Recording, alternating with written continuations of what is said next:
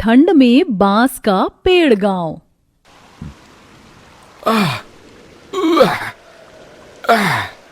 बाप रे बाप, आज तो नदी का पानी बर्फ जितना ठंडा है। हाथ सुन्न पड़ गए। कपकपाते हुए कमलेश नदी में से जाल खींचता है। उसके जाले में सैकड़ों बड़ी मछली फंसी थी। वो खुशी से बगल वाले नाव में मछली पकड़ते हरिया को आवाज देता है। अरे ओ हरिया, नाव लेके इस तरफ आ जा। देख मेरे जाले में कितनी बड़ी बड़ी सिंगी और रेहू मछली फंसी है। अरे कमलेश, आज मेरे जाल में तुझसे भी ज्यादा मछली फंसी है। जाल फटने को हो रहा है।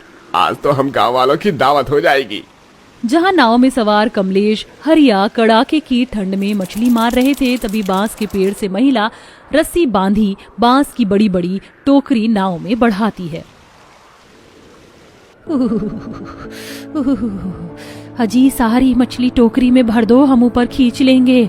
आज तो ठंड में मछली भून कर खाएंगे। कमलेश हरिया सारी मछली बांस के बिने हुए टोकरी में भर देते हैं। महिलाएं टोकरी ऊपर खींच लेती हैं। बांस के उस पेड़ पर एक अनोखा गांव बसा हुआ था। चिड़िया चहचहा रही थी। ठंडी ठंडी पूर्वा बयार चल रही थी। काशी काकी बांस पेड़ गांव में पेड़ से झड़ते सूखे पत्ते बटोर रही थी। कितने सूखे करारे पत्ते हैं। आज तो सुबह और शाम के ईंधन का जुगाड़ यहीं से हो गया। अब नीचे नहीं उतरना पड़ेगा। जैसे ही बूढ़ी काशी कांपते हुए जाने लगती है, तभी अंगने में से बूढ़े गजोधर की आवाज आती है। अरे ओ काशी, आते वक्त एक बांस का दातून ले आना, खत्म हो गया है। अच्छा, लाती हूँ, ठहरो तनिक। काशी एक लचकीली डाल से बांस के दातून तोड़कर ले आती है। इसी प्रकार भोर की बेला के साथ बांस पेड़ के गांव के निवासियों का हर दिन चढ़ता था। मगर क्यों इस गांव के लोग जमीन छोड़कर इतनी ऊंचाई वाले बांस के पेड़ पर बसेरा बना लिए थे? तो चलिए देखते हैं। हर हर चल चल चल, हर हर हर। जेठ की भीषण गर्मी में हरिया अपनी जमीन में हल जोत रहा होता है। तभी दोनों बैल के जोड़े आगे नहीं बढ़ते, तो वो खुंदक में उनको खदेड़ने लगता है। अरे तुम दोनों आगे क्यों नहीं बढ़ते? अभी पूरा 1 बीघा जमीन जोतना बाकी है और तुम दोनों ने फुरपना चालू कर दिया। अरे हरिया, काहे दोनों बैलों को जबरन खींच रहा है? अरे देख नहीं रहा कितना घाम हो रहा है? प्यास लगी है, दोनों को खोल दे, हल में से पानी पी लेंगे और तू भी आके रोटी खा ले। अरे गजोधर काका, ये हीरा मोती आजकल बड़े मुजोर हो गए हैं। कल भी जमीन की जुताई बाकी रह गई। आज कैसे भी जुताई करके बीज बोना है भाई। पसीने में तरबतर हरिया बड़बड़ाते हुए बैलों के जोड़े को खोल देता है। दोनों घने विशाल बांस के पेड़ के छांव में बैठ जाती हैं। सारे किसान भी दोपहरी में उसी बांसवारी के तले छांव में बैठकर आराम करते थे। हरिया खाने को गठरी खोलता है जिसमें सूखी रोटी और प्याज था। उसका मन दुख से भर गया। दिन भर खेतों में खून पसीना बहाकर भी दुख भरी रोटी ही नसीब होती है। हम बांसडीह गांव के किसान कब तक इतने दुर्भाग्य में जीवन काटते रहेंगे काका? हरिया, हम गरीब किसानों का भाग्य ही फूटा है। जो हम किसान बंजर मिट्टी में से सोना उपजाते तो हैं, लेकिन हमारी खुद की थाली में भरपेट भोजन भी नहीं मिलता है। ऐसा कहते हुए बुजुर्ग गजोधर की आंखें भी भर आती हैं। तभी कमलेश कहता है। अरे तो क्या हो गया गजोधर काका? कम से कम हम किसान अपनी गांव अपनी माटी पर तो बसे हुए हैं, परदेसी तो नहीं हुए। और दुख भरी रोटी के साथ इस बांस के पेड़ की ठंडी ठंडी छांव में कितनी चैन की नींद आती है। बांसडीह गांव अपने आप में पूरी तरह सुखद समृद्ध नहीं था। न ज्यादा रोजगार के आसार थे। कच्ची मिट्टी की सड़क और मिट्टी के कच्चे मड़ई में भी गरीब किसानों का परिवार रूखा सूखा खाकर भी खुशहाल था, क्योंकि दिन भर की कड़ी मेहनत के बाद रात में बांस के पेड़ों की ठंडी हवा में सब सुकून भरी नींद सोते थे। गांव वालों के बीच में मेलजोल था। सब लोग स्नेह प्रेम से रहते थे। घरेलू काम निपटाने के बाद महिलाएं एकजुट होकर बिने हुए बांस की टोकरी, सूप इत्यादि बनाती थी। ले गोमती की बहुरिया, बिन दिया मैंने तेरा सूप। अब इसके अंदर एक बार में 5 किलो गेहूं भी फटकेगी ना तो भी नहीं टूटेगा। काशी के हाथों का बिना हुआ बांस का सूप देखकर सरला उसकी खूब बड़ाई करती है। अरे वाह काशी काकी, कितना बढ़िया और टिकाऊ सूप बिना है आपने। आपका तो जवाब नहीं है। एक से बढ़कर एक बांस के सूप टोकरी बनाती हैं। मुझको भी सिखा दो। इसी प्रकार हंसी खुशी गांव वाले रह रहे थे। देखते ही देखते ठंड के मौसम की शुरुआत हो गई। सब कुछ अच्छा चल रहा था, मगर फिर जैसे हंसते खेलते गांव की खुशियों को वक्त की नजर लग गई। कड़कड़ाती ठंड के साथ बिना बादल बरसात ने गांव में तहलका मचाकर रख दिया। सब लोग चिंतित थे। हे राम जी, पिछले 3 दिन से 3 दिन रात से बारिश ने आफत लगा रखी है। खेत की सारी फसल तबाह हो गई। बढ़कर काशी में खेत जा रहा हूँ। बची खुची जो भी फसल है उससे इस पापी पेट का गुजारा तो चलेगा। अजी कैसी बातें कर रहे हो? देख नहीं रहे कितनी जोर जोर से बिजली चमक रही है? मैं तुम्हें नहीं जाने दूंगी। गांव वाले भूखे प्यासे बरसात के थमने का इंतजार कर रहे थे कि तभी एकदम से बादल फट जाता है और पूरे गांव में प्रचंड बाढ़ आ जाती है। सबके घर उजड़ जाते हैं। पूरा गांव बचाव के लिए मंदिर में पहुंचता है। बर्फीली हवाओं ने पूरे गांव का रोम रोम सहरा दिया था। यह प्रकृति का कौन सा कहर टूट पड़ा है हमारे गांव पर। सबके घर तबाह हो गए, खेत खलिहान बर्बाद हो गए, और अब हम गरीब गांव वाले इस भीषण जाड़े के मौसम में कहां जाएंगे? अरे देखो, बाढ़ का सैलाब इधर आ रहा है। कुछ देर में पानी मंदिर तक पहुंच जाएगा। हमें इससे पहले अपने लिए सुरक्षित स्थान ढूंढना होगा। अरे किसी तरह हम सबको बांस के जंगल तक पहुंचना होगा, वही एकमात्र जगह है। पूरा गांव भगवान से बारिश का पानी घटने की विनती करता है। लगभग 2 दिन ठंड में ठिठुर कर बिताने के बाद पानी का स्तर घटने पर सब बांस के जंगल में आते हैं। माँ, बहुत जोर की सर्दी लग रही है। मैं अभी आग जलाती हूँ बेटा, तू बैठ। ललिता थर थर कांपते हुए बांस के सूखे पत्ते बटोर कर आग जलाने का जतन करती है। ये नाथ नारायण, ये ठंडी बर्फीली हवा तो हड्डियों में सुई की तरह चुभ रही है। अब तो ऐसा लग रहा है कि प्राण निकल जाएगा। सब लोग आ जाइए, आग जल गया है। पूरा गांव ठंड में बांस के विशाल पेड़ के नीचे बैठकर आग तापते हैं। अब जाके जान में जान आई है, वरना इस ठंड ने तो दम निकाल के रख दिया था। मगर जलती आग की लौ भी कब तक साथ देती? जैसे ही रात गहरी होती है, पूरे बांस के जंगल में ठंडी हवा चलने लगती है और बर्फ पड़ने लगती है, जिससे सबका हाल बेहाल हो जाता है। तभी गर्भवती सरला के हाथ पैर सुन्न पड़ने लगते हैं। माँ जी, मुझे जोरों का जाड़ा लग रहा है, कुछ कीजिए। ये भगवान, इस ठंड ने तो कोहराम मचा दिया। कमलेश, कैसे भी करके बहू के लिए कुटिया टिकानी होगी, वो पेट से है। ठीक है माँ, मैं बनाता हूँ। कमलेश ठंड में कपकपाता हुआ कठोर बांस की लकड़ी काटकर छावनी बनाने की अथाह कोशिश करता है, मगर हवा के बवंडर से वो टूट जाता है। अरे मेरे तो हाथ जम रहे हैं। तू बड़ा निर्दयी है ऊपर वाले, तूने घर उजाड़ दिया और खुद अपने घर में बैठा है। मार ही डालना हमें। कमलेश फूट फूट कर रोने लगता है। तभी नन्हे से चंदू का ध्यान बांस के पेड़ पर घोंसला बनाकर रहते पंछियों पर जाती है। माँ, पिताजी, चलो हम लोग इस बांस के पेड़ पर अपना गांव बसा लेते हैं। देखो, आसमान के पंछी भी इस पर ठंड में कितने आराम से रह रहे हैं। भोले भाले चंदू की बात से ठंड में बेआसरा गांव वालों को उम्मीद की किरण दिखाई देती है। काशी कहती है, ये तो हमने सोचा ही नहीं, इतनी भयंकर बारिश का प्रकोप झेल कर भी ये बांस का पेड़ जैस के तैस खड़ा है और ये विशाल टिकाऊ है। इस पर हमारा पूरा गांव समा सकता है।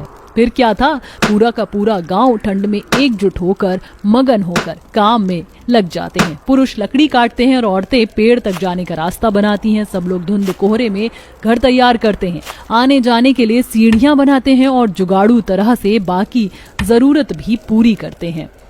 इस बांस के पेड़ के चलते हमारे गरीब परिवारों के सिर पर छत तो आ गई, मगर पेट भरने का गुजारा कैसे होगा?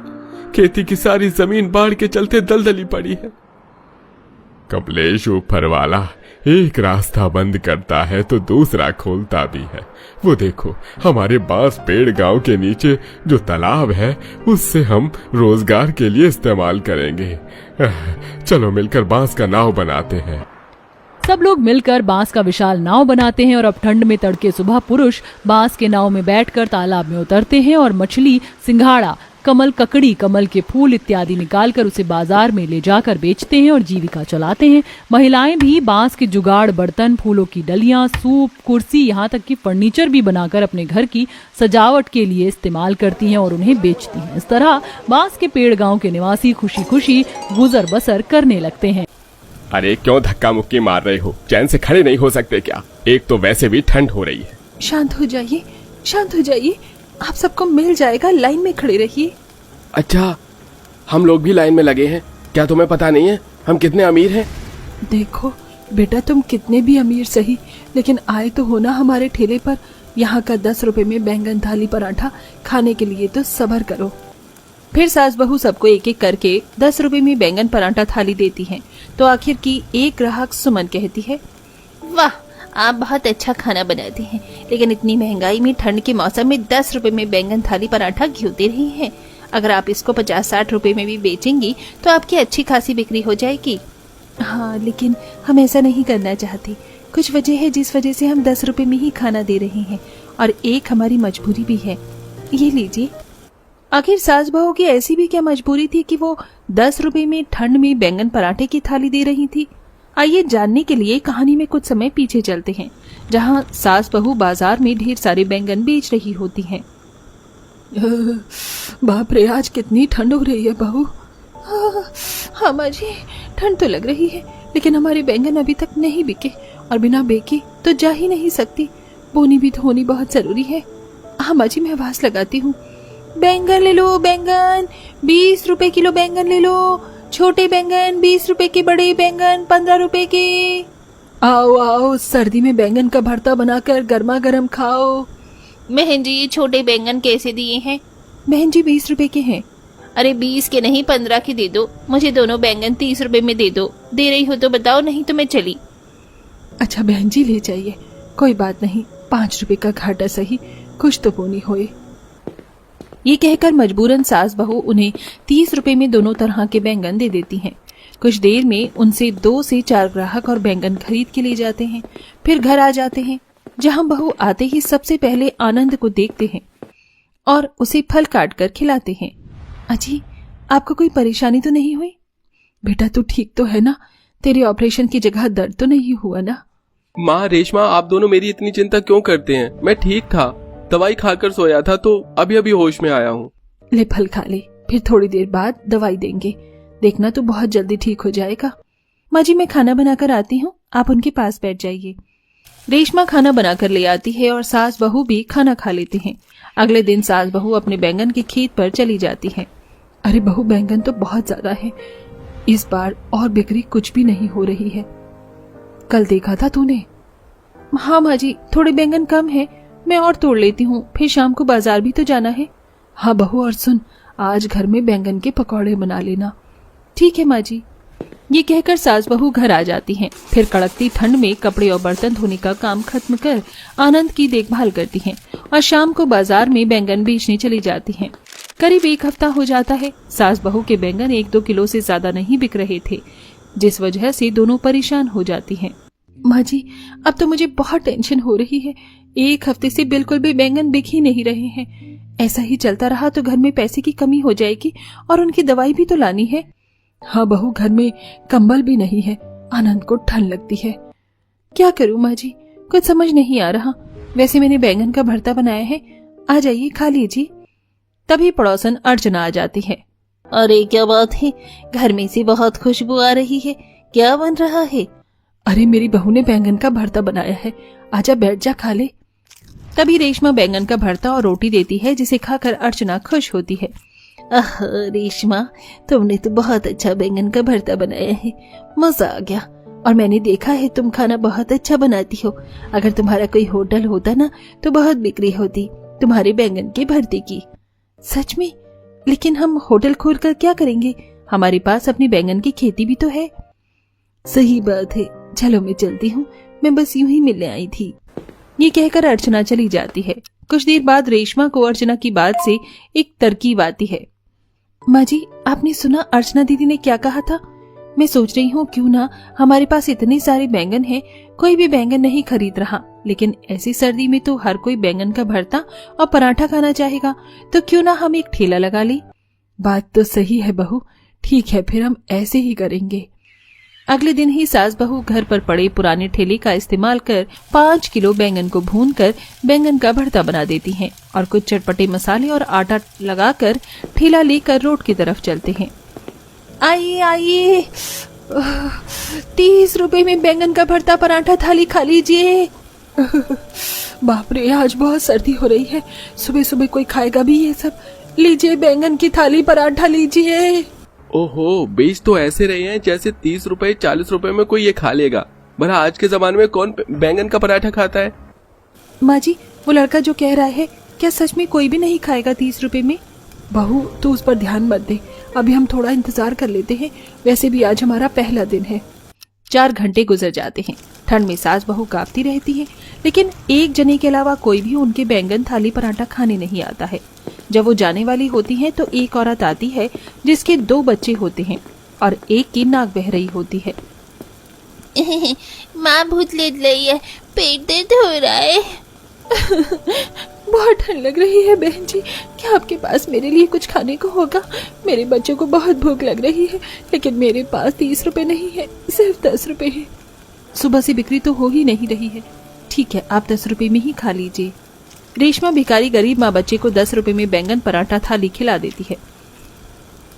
बहन जी, इतनी ठंड में आपने हमें 10 रुपए में बैंगन थाली पराठा खिलाया, उसके लिए बहुत शुक्रिया। आप बहुत अच्छा खाना बनाती हैं। क्या आप यहीं पर रोज लगाएंगी?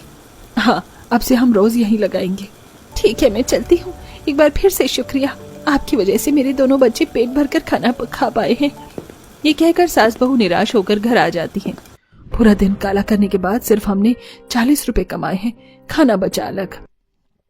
माँ जी, मुझे नहीं लगता कि कोई 30 रुपए में ये खरीदेगा, लेकिन उस गरीब औरत को 10 रुपए में खाना कितना अच्छा लगा। मैं सोच रही हूँ अगर लोगों को हमें अपने स्वाद की तरफ बुलाना है तो हमें 10 रुपए की थाली कर देती है, जिससे गरीब लोग भी 10 रुपए में खाना खा पाएंगे और हमारी भी बैंगन खराब नहीं होंगे। नाम कमाने में तो टाइम लगता है ना माँ जी। इसका मतलब कल से आप 10 रुपए में बैंगन का पराठा थाली बेचेंगे? हाँ आनंद बेटा। अगली सुबह सास बहू 10 रुपए में उसी जगह बैंगन थाली पराठा बनाकर बोलती हैं, आइए आइए, 10 रुपए में बैंगन थाली पराठा खाइए, 10 रुपए में बैंगन थाली पराठा खाइए। अरे 10 रुपए में बैंगन थाली पराठा? चल सोनू, चलकर खाते हैं। वैसे भी ठंड में गर्मा गर्म 10 रुपए में खाना तो खा ही सकते हैं ना। ये सुन दोनों दोस्त खाना खाने पहुंच जाते हैं और एक ही जगह 2-2 थाली खाकर कहते हैं, आहा, अरे वाह, आपका बैंगन का भरता, बैंगन का पराठा और बैंगन की सब्जी तीनों बहुत अच्छे लग रहे हैं। ये बैंगन थाली तो अब मैं रोज खाऊंगा। ठीक है बेटा। तभी वही औरत 2 बच्चों के साथ 10 रुपए में बैंगन थाली पराठा खाने आती है। धीरे धीरे सास बहू की 10 रुपए की बैंगन थाली पराठा अमीर गरीब सब खाते हैं। एक दिन तो इतनी भीड़ हो जाती है कि सास बहू की ठेले के आगे लोग लड़ने लगते हैं। अरे अरे, आप सब शांत हो जाइए, ऐसे हमें समझ नहीं आएगा कि किसके पैसे हैं और किसे खाना देना है। आप सब लाइन लगा लीजिए। अच्छा, अब हम अमीर लोग भी लाइन लगाएंगे क्या? साहब, जो पहले आया है उसको ही मिलेगा ना। अगर आप पहले आएंगे और हम बाद में किसी को दें तो आपको बुरा लगेगा ना। अच्छा ठीक है, जल्दी करो। ये कहकर सब लाइन में लग जाते हैं। फिर सास बहू सबको बैंगन पराठा थाली खिलाती हैं। वाह, मानना पड़ेगा, लगा नहीं था हम अमीर लोग भी तुम्हारे 10 रुपए के बैंगन थाली पराठा खाएंगे। और इस सर्दी में तो बैंगन पराठा खाने का मजा ही अलग है। 4 प्लेट पैक कर दो। सच में बहुत अच्छा खाना बनाती हैं आप, 1 प्लेट और दे दीजिए मुझे। जी जी। ऐसे ही धीरे धीरे सास बहू अपने खेत से बैंगन लाकर सर्दी में ठिठुर कर बैंगन पराठा थाली बेचती हैं। ये काम उनका चलने लगता है, जिससे उनकी आर्थिक स्थिति भी ठीक हो जाती है। आनंद की दवाई चलने से वो भी बेहतर होता है और अब उनका काम इतना चलता है कि ऑनलाइन जोमेटो पर उनकी थाली पराठा की डिलीवरी होती है, जहाँ सिर्फ गरीब नहीं अमीर लोग भी खाना खाते हैं। एक दिन, माँ जी, यकीन नहीं होता, हमारी 10 रुपए की बैंगन पराठा थाली चल पड़ी। और पता है आपको, जोमेटो पर 50 रुपए की बिकती है, उसमें भी फायदा है हमारा। हाँ बहू, गरीब से गरीब लोग भी खा लेते हैं और अमीर लोग भी। और अब से मैं भी आपकी दुकान पर मदद करवाऊंगा। जी बिल्कुल। अरे आप सास बहू ने तो कमाल कर दिया। जहाँ महंगाई के जमाने में आजकल 10 रुपए में कुछ नहीं मिलता, वहाँ 10 रुपए में भरपेट खाना खिलाती हैं आप। बहुत शुक्रिया। वो गरीब औरत और उसके दोनों बच्चे अक्सर सास बहू की बैंगन थाली पराठा खाने आते थे। ऐसे ही उनका बैंगन थाली पराठा खाने का काम चलता है और वो खुशी खुशी रहने लगते हैं।